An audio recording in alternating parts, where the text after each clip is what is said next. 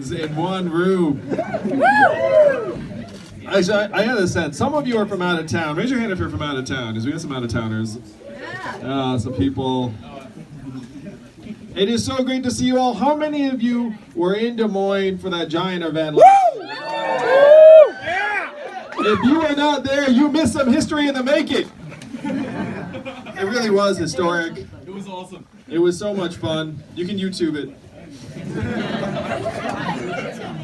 Thank you for being here for the grand opening of the Yang 2020 Iowa City Campaign Office.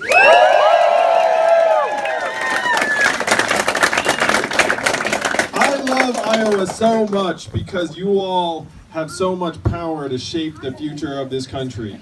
It does not feel like it because you're just living your lives, minding your own business, and you're also a little bit spoiled by it. You're a little bit like, of course the presidential candidates come and ask me what I think. I don't know about that Yang fellow, I only met him the one time. That is the Iowa experience. But I have to say, the Iowa experience, people ask me, they say, what do you think about the caucus system? What do you think about the fact that Iowa has so much power? And I tell them, first, I love Iowa and I love Iowans. But second, if you had another state go first, they would have no idea what to do. They really wouldn't. You all have this incredibly developed political culture that has been built over decades and generations. You're a little bit used to it. You know, I've been asking people a question just to get a sense of it. Hold your hand up to show how many presidential candidates you've seen so far this cycle in person. So this would be 4, it'd be like 9, 10. Don't hold your hands up. Just you. Just you. Oh, that's me. I love it. I do love the ones. I do love the ones. But this is what I'm talking about. That's funny. But this is the power you have. The presidential candidates all come here because they know that you can set the entire country off on a new path. And it doesn't even take that many of you. You all know I'm a numbers guy. I've even got the math pin to prove it. Wouldn't it be hysterical if I was just terrible on math? I'm like, all like this giant sham. I hope they don't find me out. But not that many Iowans actually caucus come February 3rd. 250,000 would be an all-time high. I think last time was a bit lower than that. It was maybe 217,000, around that level. And someone just said that's crazy behind me. I'm sorry I'm showing you my back. I apologize for that. Ooh, especially your little kids. Hey, you should know, someone showing you their back for a long time is a little bit rude. But unfortunately, I've got a bunch of cameras over here. And running for president is all about camera angles. It's true. But this man doesn't have a bad angle on it. I'm kidding. I've got plenty of terrible angles.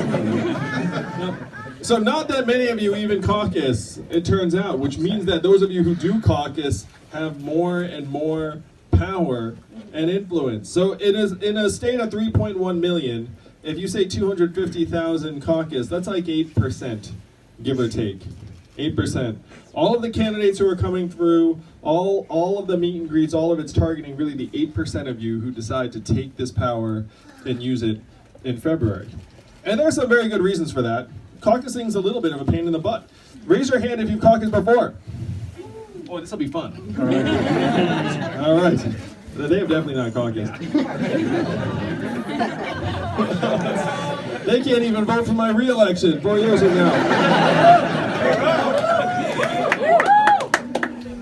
So if you caucused before, you know a little bit what I'm talking about. This is not a situation where you go in, you pull the curtain, you pull the ballot, you get your sticker, you feel good about yourself, you walk out. That process is what? 5 minutes? Something like that?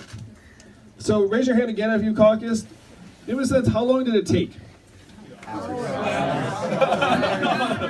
It does run the gamut. Sometimes it's pretty quick. There are actually real legit stories where it was like 4 people showed up to the caucus and they looked around and was like 2 for you, 2 for me, and they all went home. That does happen. But for many of you, it's a much more laborious, intensive process. And it's also not anonymous. You don't go into that booth and pull the curtain and then vote for the person you told them you weren't going to vote for. Something like that. You actually stand in front of your neighbors and you say, hey, I support Andrew Yang and this is why, and then there's reorganization. It takes some time. So because of that, most people, as is true in all of life, most people can't be bothered. They look up and say, someone else will take care of this. Which means that if you do decide to caucus, you have outsized influence. And I love you for it. This is one of the only places where democracy still works the way it's intended. Most of our fellow Americans look up and they see the giant pipes clogged full of money. They look up, they see millions and millions of dollars of lobbyist cash just wedged in there, airtight. And then someone comes to them and says, hey, you can make a difference, you can vote. They look up and they're like, I don't know if my vote's going to do it. And they are generally right. Their votes cannot flush the pipes, but yours can, Iowa. That is the magic. I've been telling this joke, but it's true. Do you know how many Californians each Iowan is worth? 1,000. 1,000. That's right. So you look around this room today, there are approximately 120 of us. What's the fire code here? 21. There are approximately, fire code -1. Now, there are approximately 120 of you here tonight. And this is actually a great crowd for one of these office openings. If you go to some of the other office openings, they're pretty thinly attended, let's say. We love you, Andrew. But you see the 120 people here in this room, that's like 120,000 Californians. It's like 3 football stadiums full of Californians. That's the power in this room right here. I hope you can feel it. I hope you can feel what we can do with the people in this room. The question is, how are you going to use that power? What is the plan? And how many of you have seen me speak before in another context? So most of you. All right, cool. So you know what animates this campaign.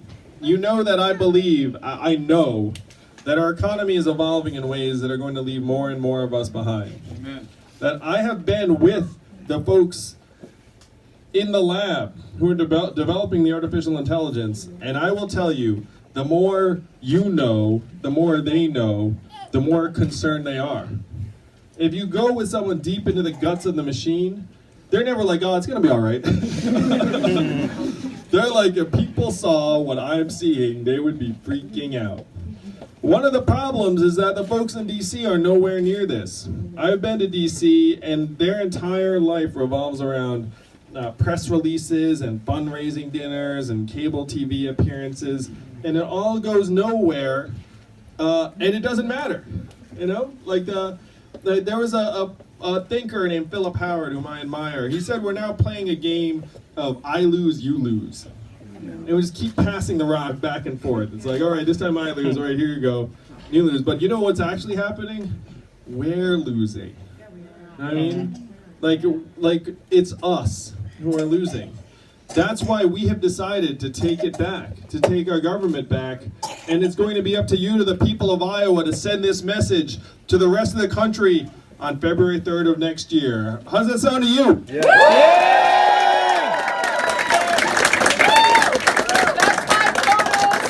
Yes, it's time to flush the pipes, Iowa. You're looking at the plumber.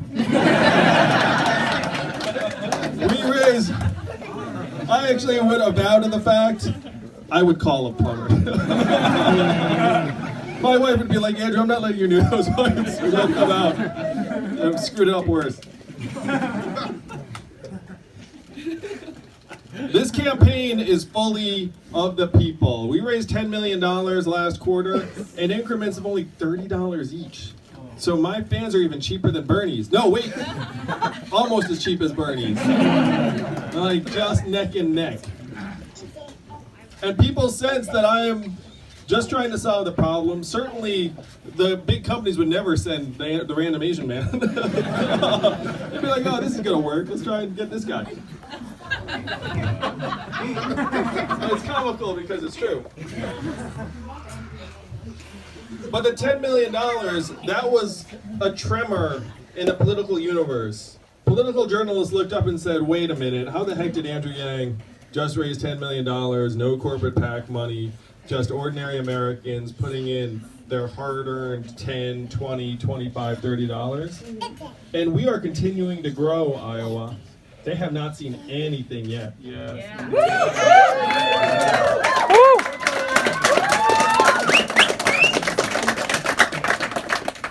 Triple it next quarter. 30 million for you! I got 5 on you. Well, again, as the math guy, I'd have to say $1,000 a month for the rest of your life will make a pretty darn good return on investment. And this should be a message we can take to the rest of the country very, very powerfully. Because this is the magic of being here, is that if you go to most of the country, they have their heads down trying to pay their bills, just like many of us. And so if you go to them and say, hey, we can do this, they think that's too good to be true. That's not possible. We are at this point in our country, the boot is on our throat so much that most people would be afraid to even reach for it or dream. That is the magic of you all here in Iowa, is that you can take the vision and make it reality just like that. All we have to do is get not even that large a number of your fellow Iowans on board with this vision, and then it reshapes the world. It reshapes the world to our own values and our own goals for ourselves and our little girls. Yes. They're both girls. Both girls. She wants the claw? You want the claw? Yeah. That's beautiful. I'll tell you, my own boys don't even want the claw, so thank you. Yes. We're working on a new thing, trickle up. This is where it was like trickle up. And we can build a trickle up economy that revolves around our own families, our own goals, our own values, instead of being inputs into this giant capital machine that's churning us all up. Unfortunately, DC only speaks the language of the capital machine. They don't speak the language of humanity anymore. I spent enough time in that city to know that we're going to have to do this ourselves. You all have heard the story of my first move was actually to go to Washington, D.C. and ask, what are we going to do to solve the problems of the Fourth Industrial Revolution for the people around the country? And they literally told me that I was in the wrong place. They said, you're in the wrong town, Andrew.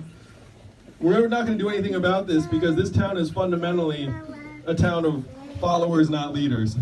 I thank goodness I had someone with me for this conversation, because you would totally think I was making this up. You would totally think this sounds like a movie supervillain speech, right? Turns out it was a DC lobbyist speech. Yeah, they're very similar. Well, what he said was, you have to create a wave in other parts of the country and bring that wave crashing down on our heads, and that's the only way we will act. That was 2 years ago, and I said, challenge accepted. I'll be back with the wave. And I don't know if you can feel this, but we all are the wave. You are superpower.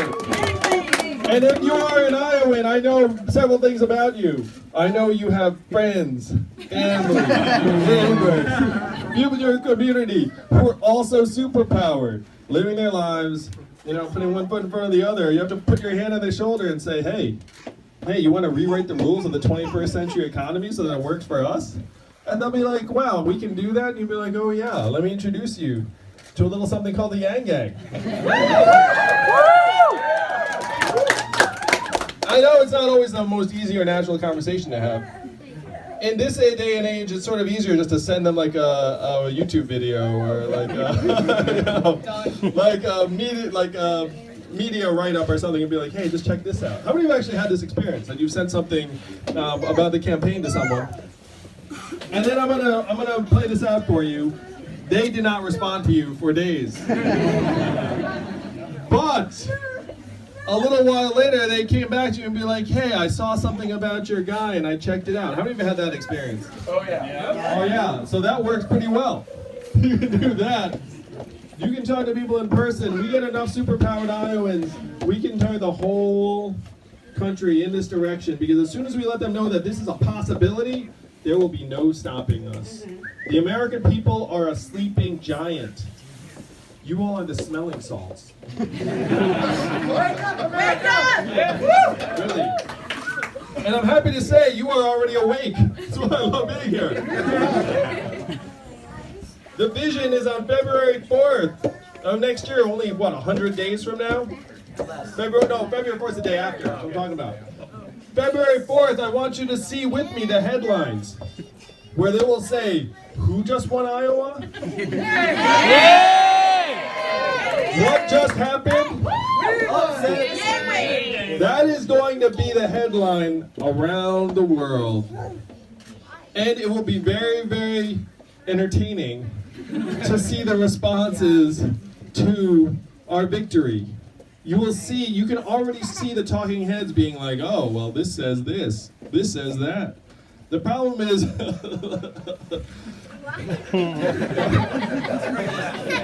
Thank you, the problem is, unfortunately, so many of the talking heads have been bought and sold by the same companies that have been running our government for decades. Am I right? Yeah. They are not going to send this message unless we send a message first that is so loud and so clear that the rest of the world will hear it on February 4th. That is the power you all have. I want you to see that vision with me. I want you to see every time you talk to a neighbor or send an interview or have that slightly uncomfortable conversation, I want you to be working with me, grinding with me towards that headline on February 4th. Let's do it.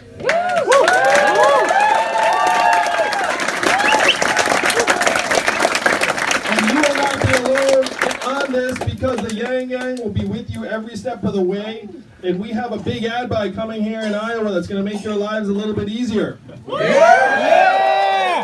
So when you start talking to your friends and neighbors, they'll actually say, wait a minute, I saw that guy on the TV. Yep. You see the bad guy? And yes, I did say television.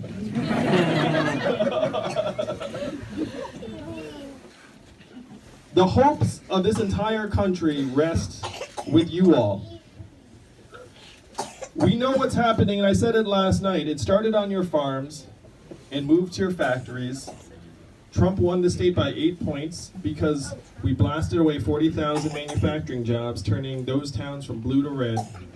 And now you're seeing it happen where 30% of your stores and malls are closing because Amazon's just soaking up all that business and paying zero in taxes.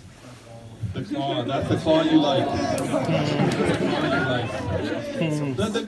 Unfortunately, the claw is kind of evil. But it's okay to like it because it's fun when we do it like this, right? We have to stop it. We have to turn the tide before it hits your highways, Iowa. By the time it hits your highways, it's going to be a little bit too late. I love stopping at Iowa 80. Raise your hand if you've been to Iowa 80 and Davenport. Yeah, it's wonderful. It has like snacks as far as the eye can see and a really reasonably priced buffet. And they say on the wall, they say very proudly that 5,000 people stop there every single day. And that's obviously not just truckers, that's families, that's everyone on that drive. But a lot of it is truckers. You see that entire army of trucks parked there. And those truckers don't just stop there and get a bite to eat. They sleep there, they rest there, they socialize there. They have this entire complex at Iowa 80 for the truckers. What is it going to mean for the truckers who stop there every day when the robot trucks hit the highways in 5 to 10 short years? What is that going to mean for the millions of American families that rely upon those trucking jobs to pay their bills? What is it going to mean for the millions of Americans who work at Iowa 80 and the other truck stops, motels, and diners around the country that rely upon the truckers getting out and having a meal? Bad news. This is all around the corner, and you all have to send a message to the rest of the country that we can see it, and we choose a different future for ourselves. We choose a new way forward that actually prioritizes us and our families.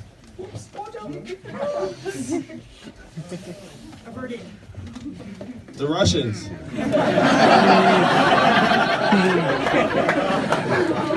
They're always trying to Take the microphone. always trying to take the mic, it's true. But they can't take this microphone, Yang Gang!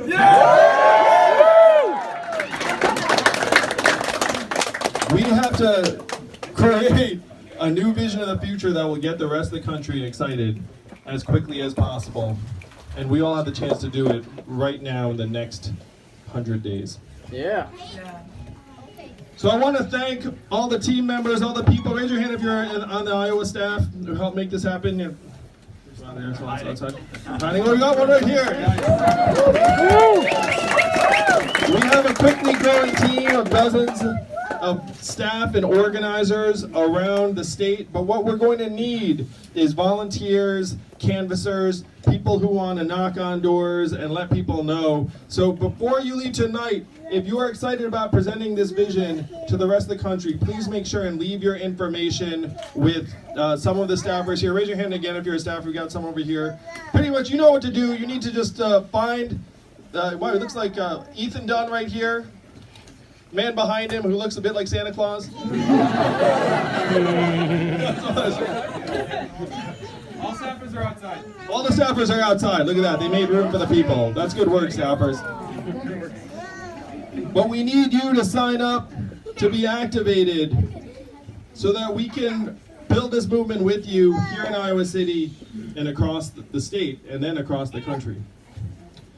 Donald Trump's our president in large part because he got at least some of the problems right in 2016. He said that there's a lot of suffering and despair in communities around the country, and there is. What was Hillary Clinton's response in 2016?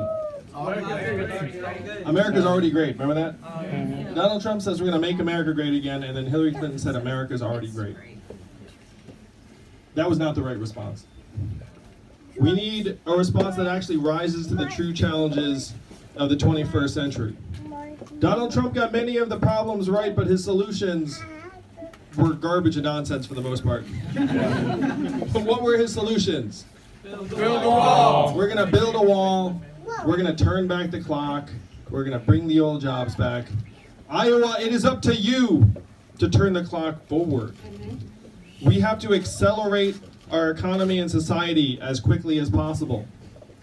We have to evolve in the way we think about ourselves and our work and our value. And I am the ideal candidate for that job because the opposite of Donald Trump is an Asian man who likes math.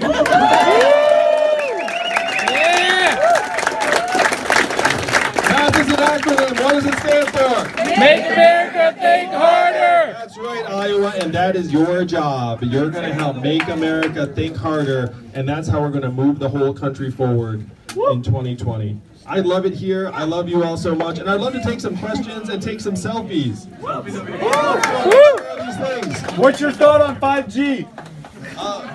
Yeah, I'm pro 5G as long as we make sure that some of like the possible negative effects are being accounted for. But generally speaking, 5G could be a monumental step forward in many respects.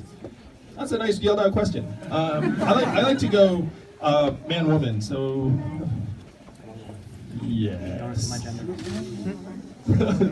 Yes. My name is Cecily. I live in Iowa City. My mom is a paraplegic, and she's really interested in the $1,000 dividend a month in order to pay for health care and other things that she needs to live her life. She's also an attorney, but unfortunately, the job market for attorneys right now isn't great. So she's on contracts. They don't provide health insurance. So if she opts into this $1,000 a month dividend, will she lose other benefits like Medicaid, Medicare? Will she have to pay more for her health insurance? Like, how does that work? How does that work? Can you repeat the question? Sure. Thank you for that. It was Cecily, right? So Cecily's mom is paraplegic and an attorney, and she's concerned about her health care costs, and she likes the sound of $1,000 a month. You all like the sound of $1,000 a month? Yeah. And again, I know it sounded like magic the first time you heard it. It sounded like a gimmick, but that's again the beauty of this place. This place makes magic possible. It's awesome. And this is not Andrew Yang's idea, the $1,000 a month. This is Thomas Paine's idea. This is Martin Luther King's idea. This is Barack Obama's idea. I don't know if you saw, like, recently he came out and said, we're going to be dealing with this. I'm going to go on a limb. I think he loves Joe even more than he loves me. My story about Barack Obama, he has very large hands. And if you met him, you know what I'm talking about. If you met him, I know some of you must have met him at some point, right? He has large hands. So the $1,000 a month would go to every American adult, including obviously your mom. And this does not have anything to do with Medicare, Medicaid, or any health care coverage. If anything, we have to ramp up our health care coverage so that we get affordable, quality care. When I say affordable, I mean essentially nearly free. Because right now our healthcare system is like the worst of all worlds. We're spending twice as much on our healthcare as other countries to worse results. And when it's someone like your mom or really any of us, when we get sick or injured, what's our biggest stressor? Money. How are you going to pay for it? There are millions of Americans who are actually just suffering and living with illness and being like, oh, I can tough it out because they're scared of going in. And they know the system's going to gouge the heck out of them if they get in there. It does not have to be that way. The problem right now is our healthcare system's designed not to make us stronger and healthier. What's it designed for? Make as much revenue and profit from us as possible. So I'm for a Medicare for All plan that would provide quality, affordable care to every American. I would not get rid of private insurance. I think the job of a public healthcare option has to be to outcompete private insurance and show the American people that it's just a much better deal, a much better bargain. So your mom, $1,000, hers free and clear, and her healthcare costs, if anything, would go down. And I want to talk a little bit about some of the healthcare costs I suspect your mom's dealing with, which are prescription drug costs. Just go up and up and up. That's their business model. You know, we get charged sometimes 2, 3, 4 times as much for the same drugs as they're charging other citizens in other countries. Yep. And sometimes we even paid for the development of those drugs. So I've got a 4-part plan to make sure that they can't gouge us. Number one, they have to actually negotiate for prices with the government. Because right now, you're not going to believe it, the drug lobby is so powerful, we're not even allowed to negotiate for lower prices. Can you believe that? That's crazy. That's number one. Number two, they can't charge us more than they charge people in other countries. Number three, if they fail at number two, then we can actually take the license from them for their drug. And number four, we have a public drug manufacturing facility so we can manufacture the drug if we take the license. Do you think that drug companies would then stop gouging us? Yeah! This is the only way to fix it, because the drug companies only know one language. It is money. You have to hit them where it hurts, and that's the only way to improve their behavior. And I already know what the drug lobbyists are going to say. They're going to say, if you do this, then we will not have enough to innovate and invest in new drugs to keep you healthy and strong. The truth is they stopped investing in innovation years ago. Their labs are drying up. You know how they get the drugs now? They buy them. They wait until the drug's already been developed and they buy that thing. They're essentially financial operators at this point. So I already know how they're going to try and argue it, and it is nonsense. We have to make things better for your mom and people around the country. And I will say, being an attorney used to be a stable livelihood in this country. It is not anymore. There are tens of thousands of underemployed lawyers who are swamped with debt up to the moon. I owed over $100,000 myself in school loans throughout my entire 20s and some of my 30s. This is a little off color, but I used to call my debt load my mistress because I felt like I was writing a check to a family in another town. I was like, I hope Sally Mae is having a good life. And I have a suspicion that your mom might still be paying off school loans. And that's another problem we can address together. We're up to $1.6 trillion in school loans. And if you have a choice between saying to the American people, you can stay trapped in your parents' basements for years paying off loans, or you can start families, start businesses, buy homes, and do all the things that would move our country forward. That's an obvious choice. We should choose our people. What do you think? Yeah! And then, of course, the great American lie will come out. They will say, we don't have the money. And I'll say, are you kidding me? Do you all remember voting for the $4 trillion bailout of Wall Street? No. No, of course, none of us voted for it. Do you remember anyone saying, where's Wall Street going to get the money? No. We had a choice then, too. We said we can either keep people in their homes or we can bail out the banks. What do we choose? Bail out the banks. Yeah, we're in that situation again, and I say this time we choose our people. Yes.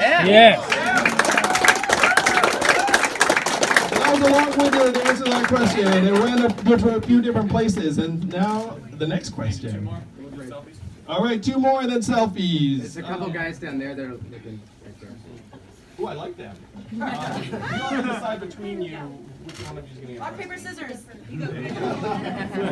Pick right. What will you do for public schools? What grade are you? I'm in 5th. All right, that's His dad's awesome. a public school teacher too, and he has some concerns. Sure. You should know, I've got 2 boys myself, a little bit smaller than you, and the younger is in public school as well.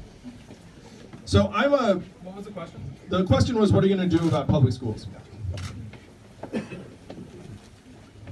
The first thing we need to do is we need to pay teachers like your husband more.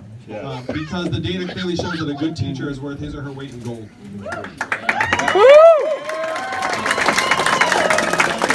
The data also shows that paying teachers more is a great way to enlist and retain talented teachers. Shocker. You know? They're pretty common sense. Another thing the data shows is that having more teachers for a certain number of students is good for their learning. So we should hire more teachers so it's not that you have 1 teacher and 30 students. We have to de-emphasize SATs and standardized tests because right now they're more of like a coercive instrument and they keep teachers from actually doing what's best for the kids on a daily basis. Do you all know that we invented the SAT during World War II as a way to figure out which kids we didn't want to send to the front lines? Isn't that the darkest thing you've ever heard? And now we treat it like every year is wartime in our schools.